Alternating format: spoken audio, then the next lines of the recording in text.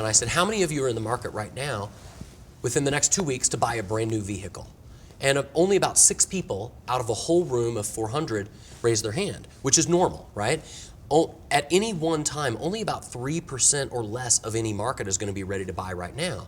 So then I said, well, how many of you who didn't raise your hands will probably buy a vehicle sometime between now and the end of your life? And pretty much every hand went up. So the point was, if all you're doing in your marketing is trying to get people to buy right now, as opposed to building a list of potential people who would either now or eventually be interested in buying, you're really playing a short-term game and you're leaving so much money on the table.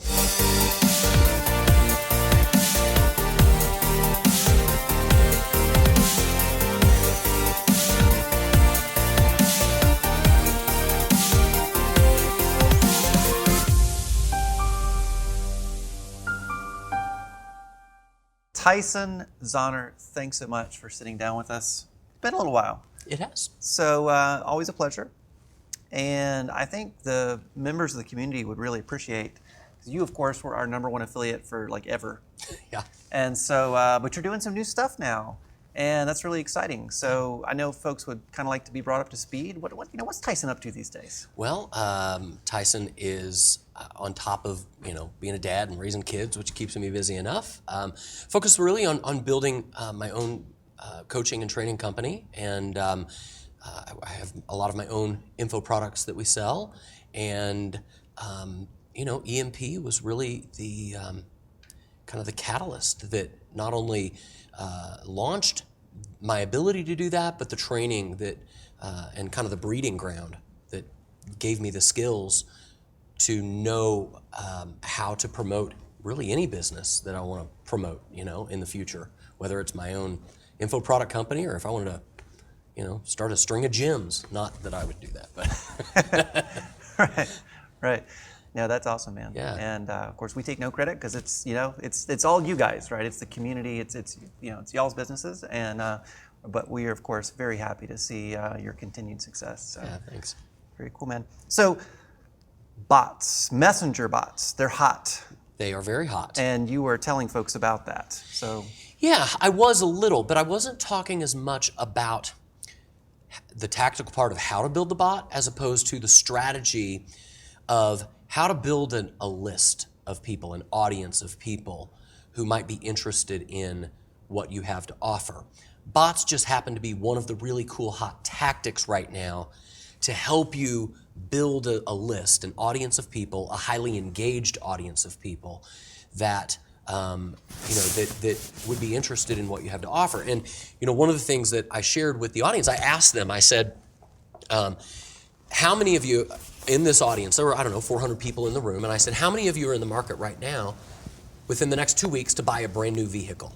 And only about 6 people out of a whole room of 400 raised their hand, which is normal, right? At any one time, only about 3% or less of any market is going to be ready to buy right now.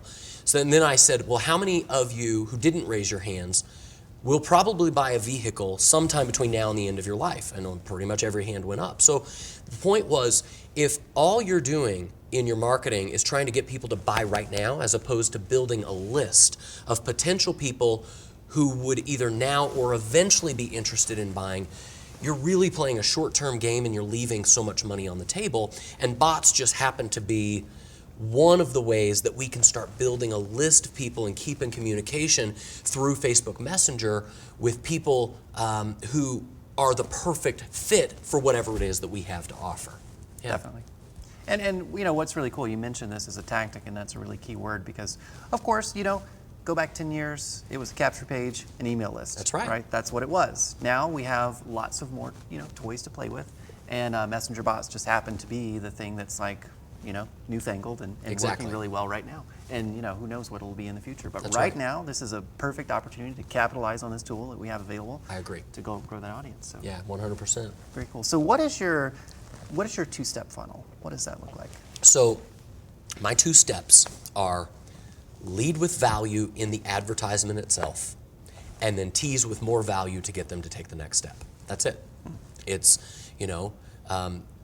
because the biggest hurdle to selling anything online is trust. It's getting people to trust you, because so many people have been duped, or they feel like they've wasted their money, or does this thing really work? Is it junk?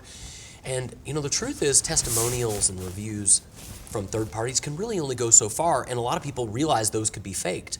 But what can't be faked is if I'm right in front of you and I genuinely give you something that can help you, right? If your back is hurting and I say, hey, by the way, here's one thing you could do before you go to bed at night. Just try this, whatever, twist your hand this way. Or I give them one little tip and they go home and they just try that one little thing and it makes their back feel better. I don't need any third-party validation. I need nothing more than that. They go, holy crap, this guy helped me. And then all I have to do is tease with a little more value. Now, by the way, this may not be a permanent solution, if that was my thing, but if you want me to give you a regimen that you can really do simply over the next 3 weeks, just reach out to me in Messenger, and I'll show you exactly what that is. So I lead with a little value to get them to trust me, and then I tease with more value to get them to take the next step, to become a lead. Yep. And one thing that's critical, we emphasize this, of course, a lot here in our community, but it's a really, if someone's new, it's a really key distinction, because there's obviously a lot of confusion about what value truly is. Truth. And a lot of there's it's a lot of something that really needs to be sort of defined and sort of fleshed out so that someone can, oh, okay, so that actually isn't valuable. I maybe thought it was at one point in time, but okay, this is what's actually valuable. I see that as well. That's a very good distinction. And actually, so if you'd like to talk a bit about, because that's something you did do from stage. Yeah. So because a lot of people think that value, they think what's valuable to them is also what's valuable to others, right? And they think it's kind of like, my kids are young, and at Christmas time, they often give me gifts that they think are really cool because they don't yet have the capacity to think, what does dad really like, right? And that's okay, I just like the gesture. But when you're a marketer and you're in business, people ain't just gonna appreciate the gesture that you're talking to them all about what you're interested in.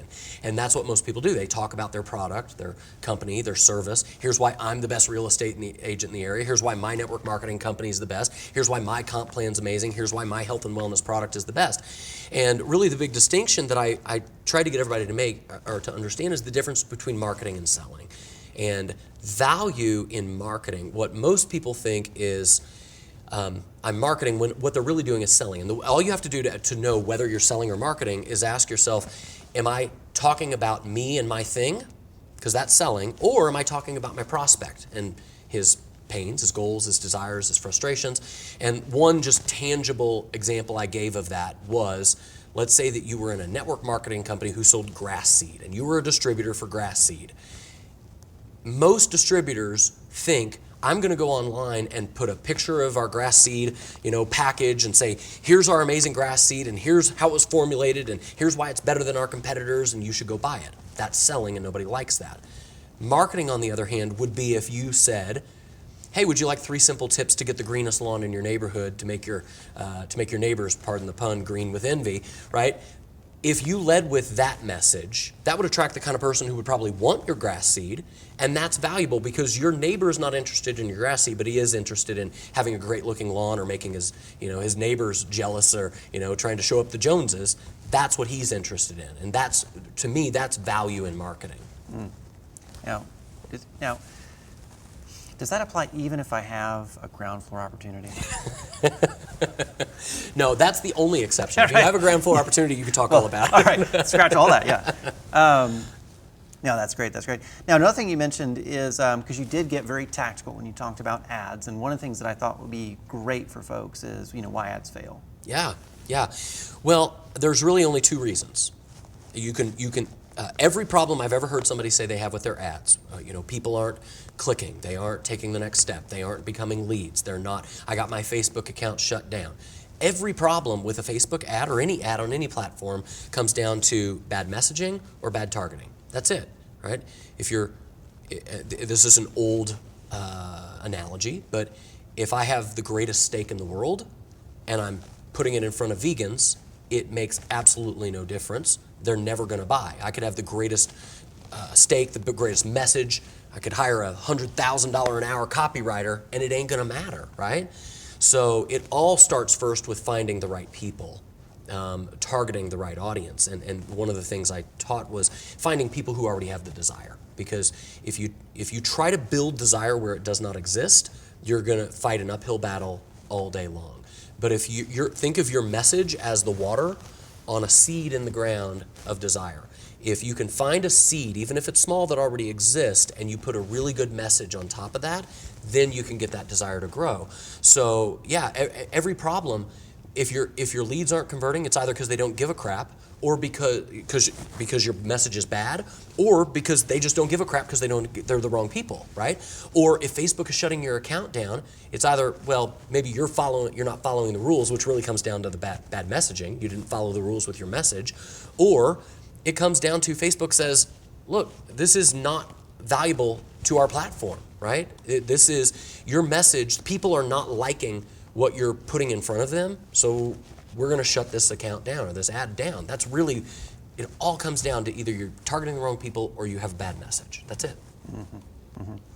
Now, one thing you did from stage that was awesome. You did which of course you don't have to do now naturally, but you did a demo Facebook Live, which was really great.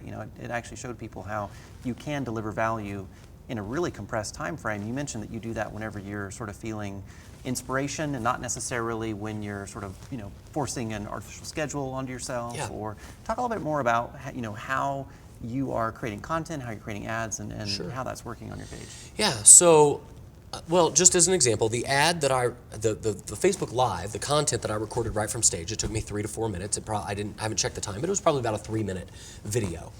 It did exactly my 2-step process. I led with a little value in the ad. I teased with more value to get them to take the next step to register for the webinar, right? And my content strategy, first of all, revolves around just get it done. I have been in situations where I've tried to be perfect and, oh God, I gotta go get a shower and I gotta make sure my hair looks good. I'm such a diva, right? And I gotta make sure that I gotta go change clothes and make sure the lighting is right. And all of those things were just hurdles that prevented the content from actually getting created. Now, in some markets, disclaimer, right? If you're a doctor who's maybe talking to other professionals, maybe it might matter more that they might judge you based on how you look. But I've started doing basically almost every one of my videos, I call them gyms from the gym. I literally, as I leave the gym, I'm hot, I'm sweaty, I'm in a t-shirt, sometimes a ball cap, sunglasses. I don't look professional. I just take my cell phone, I have a mount on my windshield, I hit live because it's easy. Because the inspiration usually strikes me while I'm working out at the gym, and if I don't, to me it's more important to get it done and get it out there than it is for me to make it perfect. And most of the time when I've tried to get it perfect, it just didn't happen at all because I would either get frustrated or time would get away from me or every piece didn't fall into place and I just wouldn't do it. And now that I just do them in my car, they get done. And so that was kind of a good example on stage of just going off the cuff. Sure, my hand was probably a little shaky. There were a few moments I lost my train of thought. I said and ah, but it doesn't matter. That's part of what makes you real. And one of our other speakers, Misha Wilson, talked about every hero has a weakness. Superman would not be nearly as interesting if he didn't have kryptonite. And if you're perfect and you never say you never say ah, sometimes that actually makes you more approachable. It makes you more real to your audience. And at least in my market, that's been true for me. For the folks that don't know, what's actually great about that is, so again, for those at home that don't know you very well, you're a professional photographer. Right. You are more than capable of creating a very, very, very polished presentation, probably more so than even we do here at EMP. So the fact that that's what's working for you is that's really excellent. That's a little writer downer right there. Yeah. And I'll because you said touch on my content strategy. Yes, part of, I know I got leads reaching out to me in Messenger live right while I was on stage from that, right? But that's only part one. If I have a piece of content that, I then run ads to it. So when I get home next week, I'm gonna run an ad and people in my market will see that in their news feed, right? As an advertisement where I direct my perfect target audience right to that message. And if the message was good, if it resonates, it'll work. And if it doesn't, we kill it and we run a different message to the audience that we know works. Mm-hmm. Yeah. Mm-hmm. Next year is the 10th That's exciting. Anniversary of No Excuses, which we're very excited about. We're very proud of.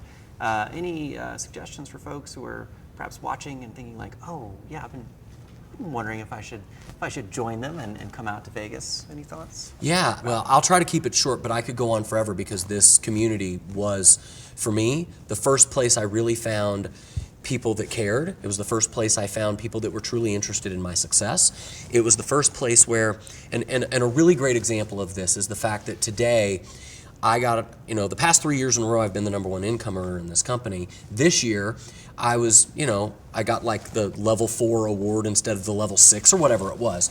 And, there are a lot of companies out there that would shun the people who had been their top earners, who put their focus elsewhere, right? Who started saying, well, I'm going to kind of go build my own thing over here. And the fact that this community actually not only is supportive, but encourages. It's like, I almost feel like this is a place where the leadership here are people who say, our job is like mama birds, so we want to teach you how to spread your wings so that you can fly out of the nest and do your own thing, whether it's build your network. It's not about make us money in EMP. It's how can we serve you and make you successful in your network marketing company, your affiliate business, or even build your own company like me. And think of, Kate McShay and me and Tanya and Ray Higdon and so many people who really got started in this here, So come. And the last thing I'll say is you're just not going to get you're never going to make the relationships and make the connections from home or from a recording that you will. Sometimes the biggest aha moments come in the bar late at night, just networking with people, and you can't get that anywhere than at an event. And the relationships you form and the people you meet, that's really invaluable, and you can only get that at an event. So you need to be here. Yeah. Awesome, man. I appreciate it. My pleasure. Thank you.